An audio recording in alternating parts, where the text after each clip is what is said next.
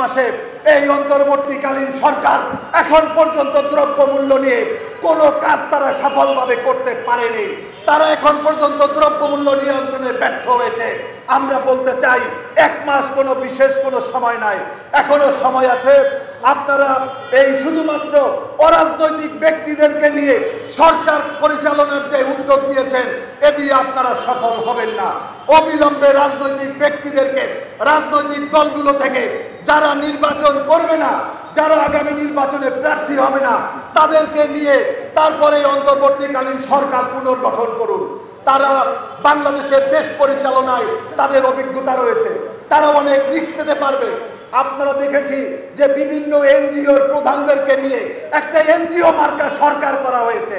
এই এনজিও মার্কা সরকার দিয়ে বাংলাদেশের মানুষের অধিকার প্রতিষ্ঠার জন্য কতটুকু সফল হবে তা নিয়ে আমরা সন্দিহান রয়েছি।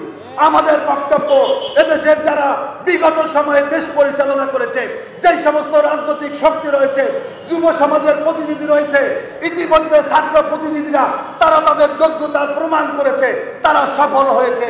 যার কারণে সমস্ত রাজনৈতিক শক্তিকে সম্মিলন ঘটিয়ে তারপরে এই সরকারের পুনর্গঠন করে আমরা চাই সুনির্দিষ্ট কিছু বিষয়ে তারা কিছু সংস্কার করবে।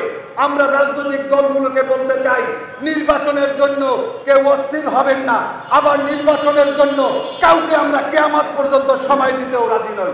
একটা সুনির্দিষ্ট তাদেরকে বলতে হবে তারা কি কি সংস্কার করতে চায়, তারা বাংলাদেশের রাজনীতির সংস্কার কি চায়, তারা নির্বাচনের সংস্কার কি চায়, নির্বাচন কমিশন কিভাবে গঠন করতে চায়, বাংলাদেশকে দুর্নীতিমুক্ত করতে তারা কি করতে চায়, বিদেশ থেকে অর্থ পাচারকৃত অর্থ কিভাবে ফিরিয়ে আনতে চায়। আমরা বাংলাদেশের পুনর্গঠনের জন্য আমরা সুনির্দিষ্ট একটা রোডম্যাপ তাদের কাছ থেকে চাই, এবং সেই রোডম্যাপের আলোকে একটা সুনির্দিষ্ট সময়ের পরে তারা নির্বাচন দিবেন, এবং সেই নির্বাচনে একটা রাজনৈতিক সরকার এসে পরিপূর্ণভাবে বাংলাদেশের সমস্ত সংস্কার তারা করবেন। বন্ধুরা, সংগ্রামী বন্ধুরা আমার, আমরা বাংলাদেশ লেবার পার্টি সীমান্তে হত্যা বন্ধের দাবিতে আগামী 15 সেপ্টেম্বর পররাষ্ট্র মন্ত্রণালয়ে স্মারকলিপি প্রদান করব।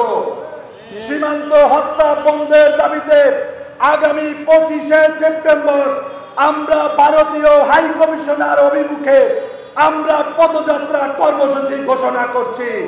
আপনারা জানেন যে ভারতের কোনো বন্ধু নাই, ভারতের সাথে শ্রীলঙ্কার কোনো ভালো সম্পর্ক নেই, ভারতের সাথে চীনের সম্পর্ক নেই, ভারতের সাথে আজকে বাংলাদেশের যে অবস্থা, বাংলাদেশের বিরুদ্ধে নাকি তারা সেনাবাহিনীকে তারা প্রস্তুত থাকার জন্য বলেছে।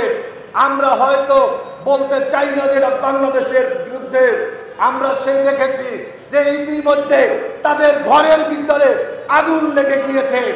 আজকে সেই 7 সিস্টারের মানুষের মাঝে তাদের সেই স্বাধীনতার চেতনা আমরা লক্ষ্য করেছি। আমরা যারা বাংলাদেশের জনগণ, আমাদের পবিত্র সংবিধানের ভিতরে উল্লেখ করা আছে যেই সমস্ত রাষ্ট্রের, যেই সমস্ত দেশের জনগণ স্বাধীনতা চাইবে, বাংলাদেশ রাষ্ট্র হিসাবে তাদের পাশে দাঁড়াবে। আমরা বলতে চাই, শুধু 7 সিস্টার নয়, বিশ্বের যেখানেই মানুষ স্বাধীনতা চায়, যেখানেই মুক্তি চায়, সেখানে আমাদের বাংলাদেশের সরকারের উচিত হবে তাদের পাশে দাঁড়ানো। আপনারা দেখেছেন ইতিমধ্যে শ্রীলঙ্কার সাথে তাদের সম্পর্ক শেষ, তাদের সাথে আমরা দেখেছি আফগানিস্তানের সম্পর্ক নেই, তাদের সাথে পাকিস্তানের সম্পর্ক ভালো নয়, মিয়ানমারের সাথে সম্পর্ক ভালো নয়, চীনের সাথে সম্পর্ক ভালো নয়। এই ভারতকে একঘরে করতে হবে, কারণ তারা হত্যাকারীর দোসর এবং সীমান্ত হত্যাকারী।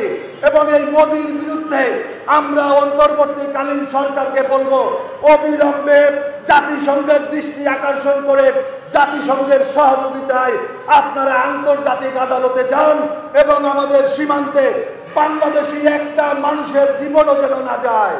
এবং বিজিবি ভাইদের বলবো, আপনাদের আমরা অনেক দেখেছি সীমান্তে আপনারা কাগজে বান, আর বিগত আন্দোলনের সময়ে আমার ভাইয়ের মুখে কিভাবে গুলি করেছেন, আমার ছাত্র ভাইদেরকে কিভাবে হত্যা করেছেন।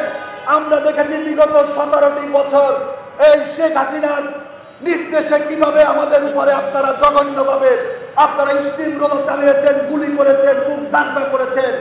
আপনার এখন সীমান্তে একটা বাংলাদেশিকে হত্যা করলে 3 জন বিএসএফ কে হত্যা করতে হবে, একজন বাংলাদেশিকে হত্যা করলে 3 জন ভারতীয় নাগরিককে হত্যা করতে হবে, তা না হলে তাদেরকে কাঠগড়ায় দাঁড়ানোর ব্যবস্থা করতে হবে। আমি আন্দোলন সংগ্রামে আপনাদের যারা এখানে উপস্থিত আছেন, দলীয় নেতাকর্মী এবং দেশপ্রেমিক জনগণ, বাংলাদেশের জনগণ ঐক্যবদ্ধ হলে কি করতে পারে, কি হতে পারে 5 তারিখে আপনারা দেখেছেন।